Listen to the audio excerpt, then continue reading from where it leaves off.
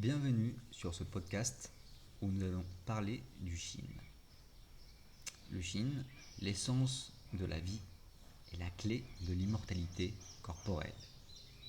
Depuis des millénaires, les taoïstes, les alchimistes internes et les maîtres en art énergétique ont exploré les mystères du Shin, cette substance subtile qui représente la force vitale fondamentale de l'être humain. Le Shin est bien plus qu'une simple énergie. Il est l'essence même de notre existence physique, un trésor que nous recevons à la naissance et qui détermine notre longévité, notre vitalité et notre potentiel de régénération. Dans les enseignements anciens, le Shin est comparé à l'huile d'une lampe. Tant qu'il en reste, la flamme de la vie brûle avec force. Mais si cette essence est gaspillée ou épuisée prématurément, alors le corps s'affaiblit, vieillit et s'éteint.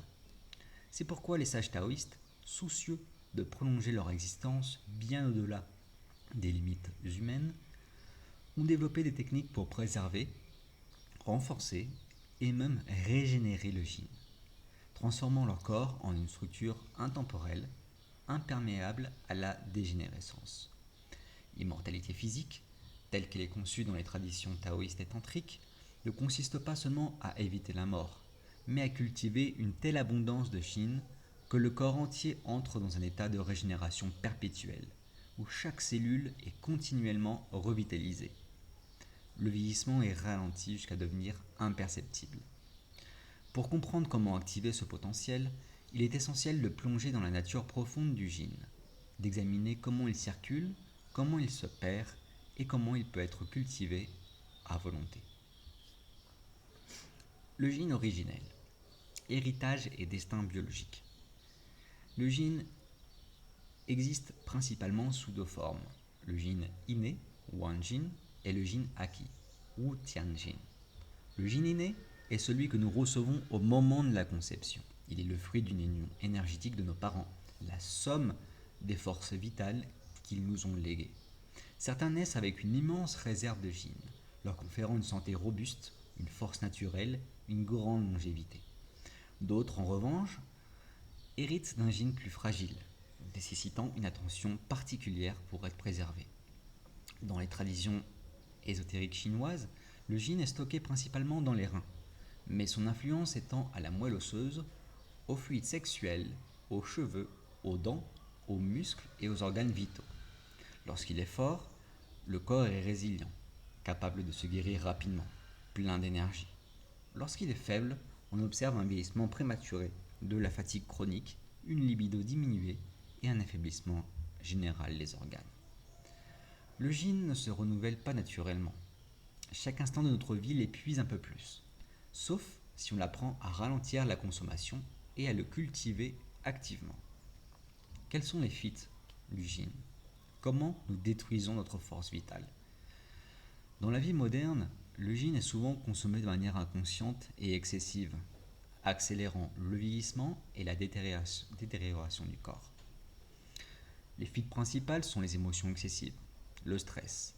Quand nous sommes en colère, anxieux, trop inquiets, nous consommons le Shin. Le stress chronique va user prématurément notre essence vitale. L'épuisement sexuel, la perte fréquente des fluides sexuels. Une alimentation pauvre en nutriments vitaux. Une mauvaise alimentation, avec peu d'aliments non transformés, comme des fruits, des légumes, des aliments crus et vivants. Le manque de sommeil profond et réparateur. L'excès d'activité mentale et le gaspillage de l'attention. Tous ces problèmes vont faire fuir notre Shin. Donc le Shin est lié aux différents réservoirs d'énergie du corps. Comment maintenant reconstituer le Shin? Comment cultiver le Shin? Construire un corps indestructible. Déjà, l'alimentation. On peut utiliser des aliments vivants, riches en chi, pour restaurer le Shin. On peut utiliser certaines racines profondes, comme le ginseng, l'astragale, le reishi, le shijalite, qui sont des champignons connus pour la longévité. Nous pouvons utiliser des super-aliments, comme le pollen, le sésame noir, certaines algues. Nous pouvons utiliser des suppléments, comme l'ortie, l'aloe vera, la maca. On va également cultiver le yin par la respiration et l'énergie interne, en pratiquant ce que nous appelons le qigong, la maîtrise du qi, de l'énergie vitale, en faisant des pratiques comme le qigong des reins, comme la respiration embryonnaire, et une pratique yogique ancienne qui s'appelle Noi, qui est un massage fait avec les abdominaux que l'on apprendra bientôt. Nous pouvons préserver et cultiver le yin par une sexualité consciente, en évitant de renverser tout par transmutation de l'énergie sexuelle, par rétention pré-orgasmique ou orgasmique, pour recycler le yin au lieu de le perdre. On peut pratiquer Mula Bandha pour aller dans ce sens. Bien sûr, la méditation est essentielle également pour le calme intérieur, pour colmater les différentes suites de yin, pour harmoniser et pour ouvrir les canaux énergétiques.